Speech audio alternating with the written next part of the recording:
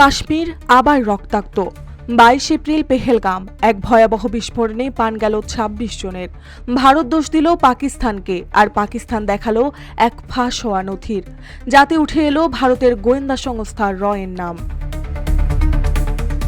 প্রশ্ন উঠেছে, এই হামলা কি সত্যি সীমান্ত পেরিয়ে আসা, নাকি পুরোটাই সাজানো একটি অভ্যন্তরীণ স্ক্রিপ্ট? একটা নয়, দুটো নয়, ইতিহাস বলছে কাশ্মীরে যখনই যুদ্ধের ছায়া, সেই ছায়ার পেছনে থেকেছে এক অদৃশ্য হাত, যে পেছন থেকেই সবকিছুকে নিয়ন্ত্রণ করে গেছে।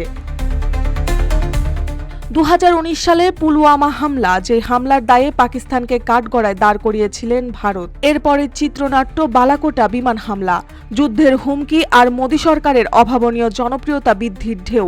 আর ঠিক 6 বছর পর আজ পেহেলগাম, নতুন হামলা, নতুন শত্রু চিহ্নিত, আর সেই পুরনো একই প্রশ্ন, আসলে কার লাভ এই হামলায়? RICL TMX, যুগের পর যুগ স্থাপনা থাকে মজবুত। পাকিস্তানের বিভিন্ন সংবাদ মাধ্যম বলছে, টেলিগ্রামে ফাঁস হওয়া এই গোপন নথিতে রয়েছে বিস্ফোরক নির্দেশনা।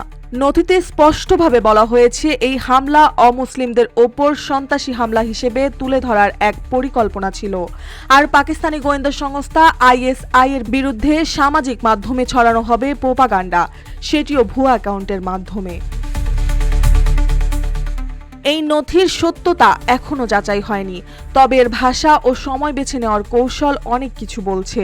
একই কৌশল দেখা গেছে অতীতেও। 2001 সালে পার্লামেন্টে হামলা, 2004-এ মুম্বাই হামলা, সব ঘটনার পরেই ভারতের অভ্যন্তরীণ রাজনীতিতে এসেছে বড় পালাবদল। আর আন্তর্জাতিক পরিসরে পাকিস্তানকে বারবার চাপে ফেলেছে নয়াদিল্লি।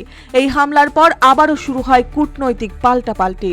ভারত শুরু করে গুরুত্বপূর্ণ পানি বন্টন চুক্তি, পাকিস্তান বাতিল করে সিমলা চুক্তি, বন্ধ করে আকাশ সীমা। গোপন সূত্র বলছে, পাকিস্তানি যুদ্ধবিমানের গতিপথের খবর পেয়ে ভারতের 4টি রাফাল যুদ্ধবিমান পিছু হটে যায় নিরাপদ দূরত্বে। পাকিস্তানের সেনাপ্রধান আসিম মোমেন বলেন, ভারতীয় দুঃসাহসের জবাব এবার হবে কঠোর ও স্পষ্ট। অন্যদিকে অমিত শাহ হুঁশিয়ারি দিয়ে বলেন, একজনও জড়িত থাকলে রেহাই পাবে না। তবে এই গোটা ঘটনার মধ্যে সবচেয়ে রহস্যময় ভূমিকা তথাকথিত ফাঁস হওয়া নথির। কারা ফাঁস করলো, কেন করলো, এই প্রশ্নগুলোর উত্তরই দিতে পারে গোটা নাটকের চাবিকাঠি। কাশ্মীরের মাটি যেন এক অদৃশ্য পরীক্ষাগার, যেখানে রক্ত ঝরে কিন্তু পরিকল্পনার জন্ম হয় দিল্লি বা ইসলামাবাদের নীলকক্ষে। এই হামলা সত্যি, কিন্তু সত্যটা কতটা নির্ভরযোগ্য? রকি এবার নিজেই তাদের প্রোপাগান্ডার কাহিনী লিখছে। সত্যের চেয়েও ভয়ঙ্কর হয়ে উঠেছে সন্দেহ, আর সেই সন্দেহের মধ্যেই হয়তো লুকিয়ে আছে পরবর্তী সংঘর্ষের বীজ। মার্জিয়া মৌ, রূপালী বাংলাদেশ।